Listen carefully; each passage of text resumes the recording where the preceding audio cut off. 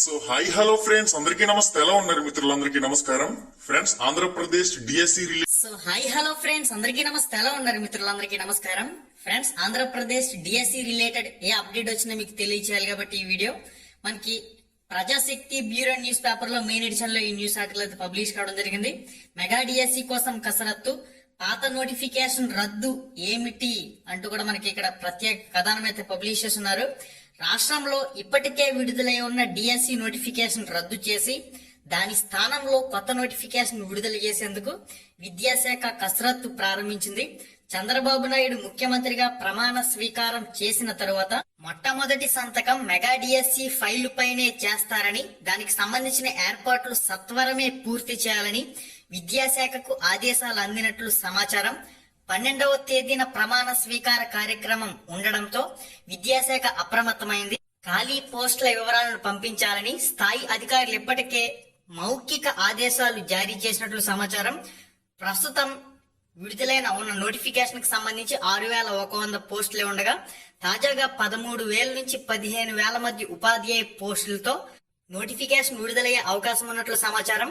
పాత నోటిఫికేషన్ లో 6,100 పోస్టులకు సంబంధించి దీనిలో ఎస్జిడి సెకండరీ గ్రేడ్ టీచర్ కి సంబంధించి 2,280 పోస్టులు, స్కూల్ అసిస్టెంట్ 2,299, నెక్స్ట్ మనకి టీజీటీ ట్రైనర్ గ్రాడ్యుయేషన్ టీచర్ కి సంబంధించి 1,264, 215 పీజీటీ పోస్ట్ గ్రాడ్యుయేషన్ తో పాటుగా ప్రిన్సిపల్ పోస్టులు అయితే ఉన్నాయని, వీటికి సంబంధించి సుమారుగా 3.30 లక్షల మంది అంటే 3 లక్షలకు పైగా అభ్యర్థులు అయితే దరఖాస్తు చేసుకున్నారు. వీటికి మార్చ్ 30వ తేదీ నుంచి ఏప్రిల్ 30వ తేదీ వరకు పరీక్షలు జరగవలసి ఉంది. అయితే ఎన్నికల కోడ్ అమల్లోకి రావడంతో ఈ పరీక్షలు నిలిచిపోయి, దీనికి సంబంధించి కథ అంతా అందరికీ తెలిసిన విషయమే. దీంతో పాటు ఉపాధ్యాయ అర్హత పరీక్ష, టీచర్ ఎలిజిబిలిటీ టెస్ట్ టెట్ కి సంబంధించి ఫిబ్రవరి 27 నుంచి మార్చి 6వ తేదీ మధ్య పరీక్షను అయితే నిర్వహించారు. ఈ టెట్ పరీక్షకు సంబంధించి మొత్తంగా 2,67,559 మంది అయితే హాజరు కావడం జరిగింది. ఈ ఫలితాలు కూడా ఎన్నికల కోడ్ నేపథ్యంలో ఎలక్షన్ కమిషన్ ఆదేశాల మేరకు ఫలితాలను అయితే నిలిపివేయడం జరిగింది. మనకి ఎలక్షన్ కోడ్ ముగియడంతో ఈ ఫలితాలకు సంబంధించి కూడా పాఠశాల విద్యాశాఖ అధికారులు కసరత్తు మొదలు పెట్టే అవకాశం అయితే ఉంటుంది.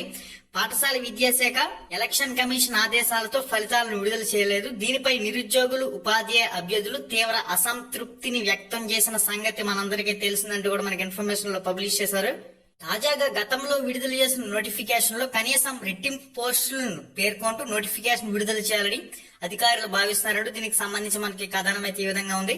ఓకే గైస్, ఓవరాల్ గా మనం చూసినట్లయితే ఆల్రెడీ ఎవరైతే డిఎస్సికి సంబంధించి అప్లై చేస్తున్నారో వాళ్ళెవరు కూడా ఆందోళన చెందవలసిన పని అయితే లేదు.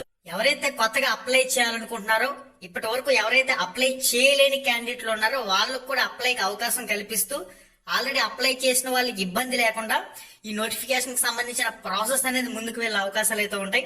ఆల్రెడీ అప్లై చేసిన వాళ్ళు ఎవరు ఆందోళన చెందవలసిన పని ఉండదు.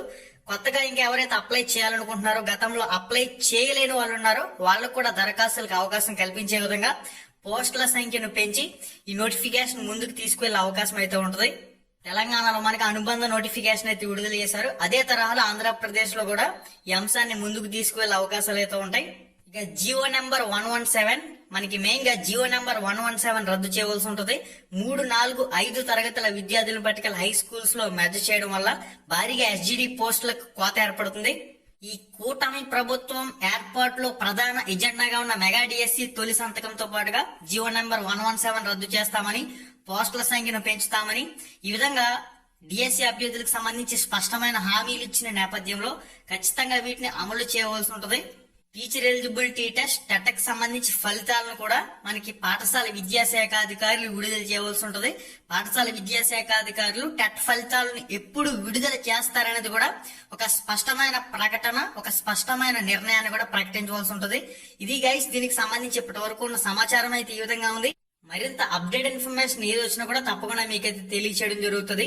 ఖచ్చితంగా ప్రాసెస్ అయితే ముందుకు వెళ్తుంది. మరి జియో నెంబర్ 117 రద్దు చేసి పోస్టుల సంఖ్యను పెంచి ఈ ఓవరాల్ గా నోటిఫికేషన్ విడుదల చేయడానికి తొలి సంతకం చేసిన తర్వాత 1-2 నెలల గ్యాప్ తీసుకుంటారా?